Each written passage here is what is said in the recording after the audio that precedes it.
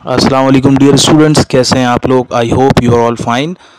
आज हम स्टार्ट करेंगे चैप्टर नंबर 19 के न्यूमेरिकल्स और चैप्टर नंबर 19 का नाम है इलेक्ट्रोमैग्नेटिक इंडक्शन।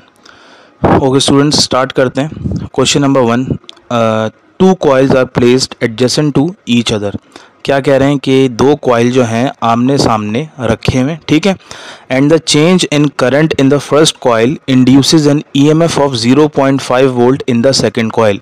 अगर हम पहले कॉइल में, जो कि ये आपके सामने मौजूद है, करंट को चेंज करते हैं, करंट को चेंज का मतलब है डेल्टा आई, तो सेकंड कॉइल में क्या प्रोड्यूस हो जाती है, सेकंड कॉइल में ईएमएफ प्रोड्यूस हो जाती है, ठीक है।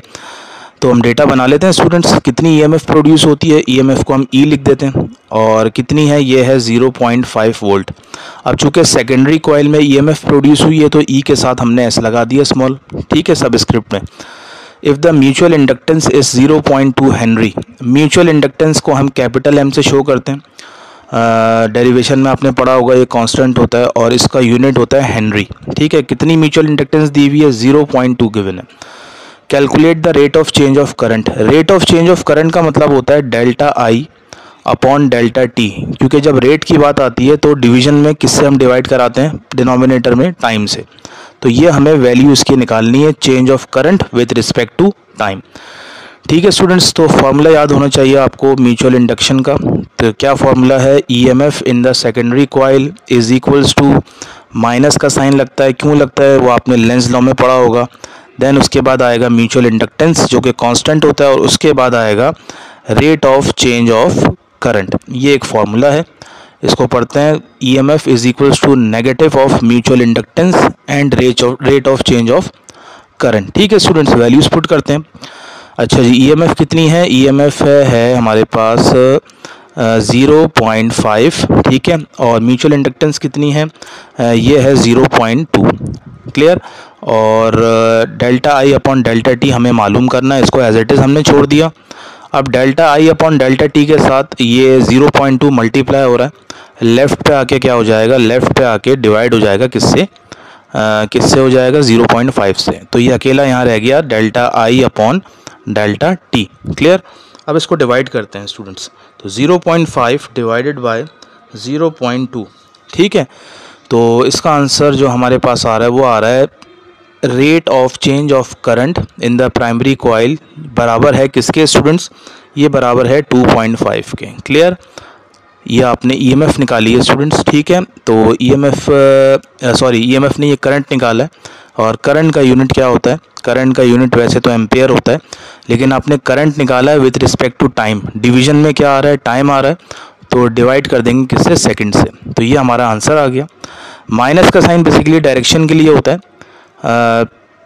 अगर ना भी लगाएं तो कोई मसला नहीं है, ठीक है स्टूडेंट्स, सिर्फ डायरेक्शन शो करता है। अब चलते हैं नेक्स्ट क्वेश्चन की तरफ। क्या है नेक्स्ट क्वेश्चन, सेकंड क्वेश्चन है स्टूडेंट, डेटा बनाते हैं। आसान सवाल लग रहा है ये। A coil with an inductance of 0.5 henry, ठीक है, म्यूचुअल इंडक्टेंस दी हुई है एक कॉइल की, कितनी है, 0.5 henry. Experience the rate of change of current, वही rate of change of current को हम क्या कहते हैं, delta I upon delta T. मैं आपको बता चुका हूँ कितना है, 2 ampere per second, clear. Calculate the induced EMF in the coil, मतलब जो ईएमएफ प्रोड्यूस हुई है, इंड्यूस्ड हुई है, वो निकालना है, ठीक है, ई निकालना है। अब आपको पता होना चाहिए कि जो प्राइमरी कॉइल का हम करंट चेंज करते हैं, तो यहाँ मैं अगर छोटा पी लगा दूँ तो और आसानी हो जाएगी आपके लिए। प्राइमरी कॉइल का करंट चेंज करते हैं, जो ईएमएफ प्रोड्यूस होती है वो सेकेंडरी कॉइल में होती है, ठीक है। ये आपकी आसानी के लिए मैंने लिख दिया। फार्मूला वही यूज़ होगा जो अभी हमने यूज़ किया है, माइनस एम और उसके बाद आ जाएगा delta I upon delta T, ठीक है। और अगर चाहें तो यहाँ आई के साथ पी लगा लें क्योंकि प्राइमरी होता है, ठीक है। अच्छा जी, ईएमएफ निकालना है सेकेंडरी कॉइल में, minus as it is, M की जगह क्या आएगा, एम की जगह हम पुट करेंगे 0.5 और delta I upon delta T की जगह हम पुट करेंगे 2, ठीक है। तो 2 से जब 0.5 मल्टीप्लाई होगा तो ये बन जाएगा 1। ये हमने ईएमएफ निकाल ली और ईएमएफ बेसिकली वोल्टेज होता है जिसका यूनिट क्या होता है, वोल्ट, क्लियर है। ये हमने क्वेश्चन नंबर 2 भी कंप्लीट किया। चलते हैं क्वेश्चन 3 की जानिब। 2 coils are placed close to each other, 2 coils हैं करीब करीब रखे हुए हैं if a change in current of 3 ampere per second. Students ये क्या दिया हुआ है अब आपको खुद पता होना चाहिए। एम्पियर पर सेकंड का मतलब rate of change of current, मतलब change in current divided by change in time. Current को चेंज किया है विद रिस्पेक्ट टू टाइम, कितना है 3 ampere per second. In the first coil induces an EMF of 4 volt in the second coil. Second coil में क्या produce हुई है, secondary coil में 4 वोल्ट की ईएमएफ, और हमने करंट चेंज किया था किसका, प्राइमरी कॉइल का।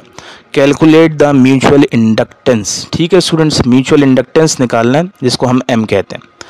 अच्छा जी, सॉल्यूशन स्टार्ट करते हैं। वही formula, EMF in secondary coil is equals to minus then mutual inductance, उसके बाद rate of change of current. Clear, हमें तो एम निकालना है स्टूडेंट्स। तो एम के साथ ये पूरा delta I upon delta T क्या हो रहा है, मल्टीप्लाई हो रहा है। ईएमएफ के नीचे आगे क्या हो जाएगा, डिवाइड हो जाएगा। तो delta I upon delta T को हमने ई के नीचे भेज दिया और यहाँ रह गया माइनस एम। ठीक है, अब वैल्यूज पुट करते हैं। ई क्या है, ई बेसिकली ईएमएफ है, कितनी दी हुई है 4 वोल्ट दी हुई है, और delta I upon delta T कितना दिया हुआ है, ये बेसिकली 3 दिया हुआ है। तो यहाँ पे माइनस एम रह गया, माइनस को यहाँ शिफ्ट कर दें तो ये बन जाएगा M is equals to minus, और ये हो जाएगा 4/3। 4 को 3 से डिवाइड करते हैं स्टूडेंट्स, 4 डिवाइडेड बाय 3, तो ये आ रहा है 1 पॉइंट ये m इज इक्वल्स टू 1.33। ठीक है, और इसका यूनिट आपको पता है हेनरी होता है। ठीक है h।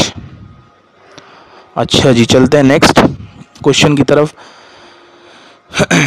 Are transformer has 200 turns in the primary coil. आपको पता है स्टेप अप ट्रांसफार्मर होता है, दूसरा स्टेप डाउन ट्रांसफार्मर होता है। इसमें 2 कॉइल्स होते हैं, एक प्राइमरी और एक सेकेंडरी। अब ये कह रहे हैं ट्रांसफार्मर के जो प्राइमरी कॉइल में जो टर्न्स हैं, नंबर ऑफ टर्न्स, उसको 200 हैं। तो उसको लिखेंगे कैसे, इसको लिखेंगे number of turns in primary coil. ठीक है स्टूडेंट्स, कितने हैं 200 हैं, इसका कोई यूनिट नहीं होता, आगे आप लिख दें turns. 400 turns in the secondary coil, N S क्या मतलब, number of turns in the secondary coil कितने हैं, ये दिए हुए students 400। Clear, 400 turns. If the primary voltage is 120 volt, voltage को V कहते हैं, अगर प्राइमरी में वो है तो VP हो जाएगा। कितना है 120 volt. Calculate the secondary voltage for step up transformer. Secondary voltage निकालना है, मतलब सेकेंडरी कॉइल में जो वोल्टेज है VS। अच्छा जी, बहुत आसान फार्मूला है इसका, क्लास 10th में भी आता है ये फार्मूला। इसका फार्मूला क्या होगा, इसका फार्मूला है VS अपॉन VP, मतलब voltage in secondary coil, voltage in primary coil is equals to NS upon NP। Clear, values put करते हैं। VS की जगह आ जाएगा VS as it is, VP कितना है स्टूडेंट्स, VP है 120 इज इक्वल्स टू NS कितना है, NS है 400 और NP है 200। अच्छा जी, इनको कैंसिलेशन कर लेते हैं, 400 और 200 की 200 1 और 200 2 जा, तो ये बन जाएगा VS upon 120 is equals to 2। 120 यहाँ डिवाइड हो रहा है, वहाँ 2 से जाके क्या हो जाएगा, मल्टीप्लाई हो जाएगा। Then we have got answer VS is equals to 120 into 2, ये हो जाएगा 240, और आगे आएगा वोल्ट। ठीक है स्टूडेंट्स, चलते हैं नेक्स्ट क्वेश्चन की तरफ। क्या कह रहे हैं, सॉरी डेटा आएगा यहाँ पे, an inductor with an inductance of. ठीक है स्टूडेंट्स, ये कह रहे हैं एक इंडक्टर है जिसकी इंडक्टेंस दी हुई है, कितनी है 0.02 हेनरी। अगर आपने ये टॉपिक पढ़ा है तो इंडक्टेंस को हम L कहते हैं, तो ये दिया हुआ है 0.02 हेनरी। ठीक है, has a current flowing through it of 2 ampere. Current उसमें से पास हो रहा है इंडक्टर के अंदर से, कितना 2 एम्पेयर का करंट इसमें से पास हो रहा है। Clear, calculate the energy stored in the inductor. Energy निकालनी है स्टूडेंट्स। एनर्जी का फॉर्मूला इंडक्टर के लिए है energy is equals to half LI²। ठीक है, तो वैल्यूज पुट कर दें, 1/2 as it is. L basically है इंडक्टर की इंडक्टेंस, तो ये है 0.02। करंट भी गिवन है आपको 2 और इसका स्क्वायर ले लें, 2 का स्क्वायर होता है 4, और ये 0.02 एंड देन 1/2। अब इसको अगर सॉल्व करें तो 2 1 ये 2 हो गया, 2 2 क्या हो गया 4, और 2 को 0.02 से करें तो ये आ जाएगा 0.04। ठीक है, आपने एनर्जी निकाल ली, एनर्जी का यूनिट जूल है। ठीक है स्टूडेंट्स, चलते हैं नेक्स्ट की तरफ। अच्छा जी, क्या कह रहे हैं? A coil stores energy in form of electric potential energy। एक कॉयल है, उसके अंदर जो एनर्जी स्टोर हो रही है वो किस फॉर्म में हो रही है? पोटेंशियल एनर्जी की फॉर्म में हो रही है। और पोटेंशियल एनर्जी कौन सी वाली? Electric potential energy. कितनी हो रही है? 0.2 J। ठीक है, ये एनर्जी है। और अच्छा, एनर्जी को क्या कहते हैं भाई? एनर्जी को E कहते हैं, यहाँ लिख देता हूँ। और उसके अंदर जो करंट है वो कितना कैरी कर रहा है? करंट कैरी कर रहा है ये हम 2 एम्पेयर का। ठीक है, इंडक्टेंस ऑफ द कॉयल निकालनी है। ठीक है, इंडक्टेंस को अभी बताया था, क्या कहते हैं? L कहते हैं। बिल्कुल वही न्यूमेरिकल है, उसी तरह का लास्ट जो हमने न्यूमेरिकल नंबर 5 किया है। फार्मूला वही यूज़ होगा। Energy of a inductor is equals to half LI²। Half as it is, L की जगह आ जाएगा L, क्योंकि L निकालना है। I² का मतलब 2 का स्क्वायर, और E की जगह आ जाएगा 0.2। तो 0.2 एज इट इज़, 2 यहाँ डिवाइड हो रहा है, यहाँ आके मल्टीप्लाई हो गया, तो यहाँ बचा 2 का स्क्वायर 4L। क्लियर? 0.2 को 2 से करेंगे तो ये हो जाएगा 0.4, और डिवाइड करा दें 4 से तो अकेला रह गया L। तो मैं इसको डिवाइड करवाता हूँ। 0.4 डिवाइडेड बाय 4, ये हमारे पास जो आंसर आ रहा है स्टूडेंट्स, कितना आ रहा है L का? ये आ रहा है 0.1, और इसका यूनिट होता है हेनरी। ठीक है students, clear? Okay students, next question करते हैं। बल्कि उससे पहले क्वेश्चन नंबर 8 कर लेते हैं। ठीक है स्टूडेंट्स, फिर मैं आपको समझाता हूँ वो। A transformer has 1000 turns in its primary coil. अच्छा, ये भी वैसे ही सवाल है, आसान सवाल है कि प्राइमरी कॉइल के जो टर्न है ट्रांसफार्मर के वो कितने हैं? 1000। ठीक है, NP कहते हैं इसको। और जो सेकेंडरी कॉइल में जो नंबर ऑफ टर्न्स हैं वो कितने हैं? वो हैं 200। क्लियर है? If the primary voltage VP कितना है? 120 volt. Calculate the secondary voltage VS निकालना है। लेकिन अब की दफ़ा केस क्या है? स्टेप डाउन ट्रांसफार्मर का केस है। ठीक है, फार्मूला वही यूज़ होगा जो हमने पहले यूज़ किया था। VS upon VP is equals to NS upon NP। हमें निकालना है VS, तो VS एज इट इज़ आ गया। ठीक है, अच्छा जी, VP की जगह आ गया 120, NS की जगह आ गया 200, और NP की जगह आ गया 1000। तो अब क्या करें? 120 यहाँ डिवाइड हो रहा है, वहाँ जाके मल्टीप्लाई हो जाएगा, तो ये हो जाएगा VS is equals to 200 multiply by 120 divided by 1000। ठीक है स्टूडेंट्स, 2 0 से हम, 1 मिनट में इसको काटता हूँ। 2 0 से 2 0 कैंसिल हो गए, तो ऊपर बचा 2 मल्टीप्लाई बाय 120, और नीचे बचा 10। और 10 को अगर कैंसिल करना चाहें, 10 1 ज़ा 10, 10 12 ज़ा। ठीक है, और 12 2 ज़ा कितना हो गया? 24। तो 24 हमारा आंसर आ गया। ठीक है स्टूडेंट्स, किसका? ये VS का हमारा आंसर आ गया। ठीक है स्टूडेंट्स, चेक भी कर लेते हैं हमारा आंसर ये ठीक है या नहीं। इसको मैं बुक खोल के मैं चेक कर लेता हूँ आंसर।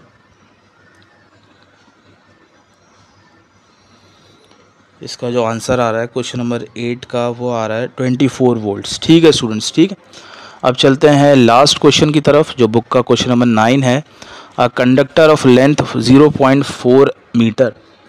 एक कंडक्टर है, उसकी लेंथ दी हुई है 0.4 मीटर, लेंथ मीटर में होती है। ठीक है, और उसकी वेलोसिटी जो है, जिसको हम स्मॉल v कहते हैं, क्या है? 5 metre per second, perpendicular to the magnetic field of 0.3 Tesla.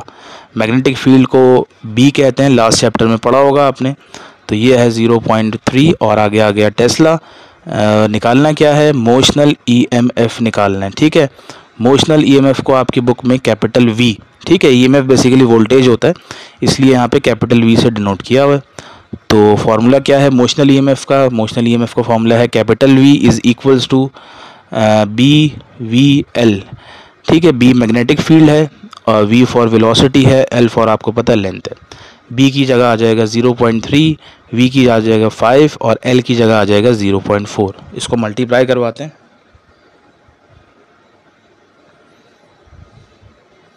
0.3 multiply by 5 multiply by 0.4, तो ये आ रहा है 0.6। ठीक है स्टूडेंट्स, तो ये वोल्टेज आ रहा है, मोशनल EMF आ रही है कितनी? 0.6, और इसका यूनिट होता है वोल्ट। क्वेश्चन नंबर 9 भी हो गया। अब चलते हैं क्वेश्चन नंबर 7 जो हमारा रह गया था उसकी तरफ। ठीक है, अच्छा जी, क्या कह रहे हैं ये कह रहे हैं कि एक एसी जनरेटर है, प्रोड्यूसेस एन ऑल्टरनेटिंग करंट। एक एसी जनरेटर है, उसमें ऑल्टरनेटिंग करंट प्रोड्यूस हो रहा है। करंट कितना है?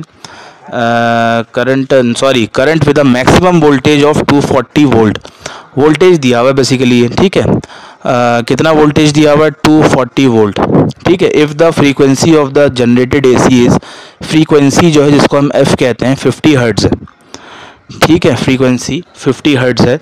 Calculate the peak value of voltage.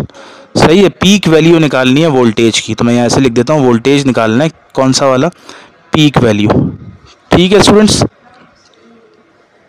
अच्छा जी, इसका फॉर्मूला बेसिकली ये देखें तो इसके बाद वाला जो चैप्टर है ना एसी वाला, तो उसके अंदर इसका फॉर्मूला आपको मिल सकता है, जो कि होता है VRMS, मतलब वोल्टेज रूट मीन स्क्वायर। इसका फॉर्मूला होता है इज इक्वल्स टू अच्छा जी, इसका है 0.707 and then multiply by voltage peak. ये फॉर्मूला है स्टूडेंट्स, ठीक है। अब देखते हैं ये वोल्टेज जो है VRMS, ये कौन सा वाला है? ये वाला वोल्टेज जो आपको गिवन है, मैक्सिमम वोल्टेज, और आपको पीक वोल्टेज निकालना है। तो इसकी जगह आ जाएगा 240, डिवाइड करेंगे हम 0.707 से, तो हमें वैल्यू मिल जाएगी पीक वोल्टेज की, जो कि एसी जनरेटर प्रोड्यूस कर रहा है। तो उसको डिवाइड कराते हैं स्टूडेंट्स। 240 divided by 0.707, 0.7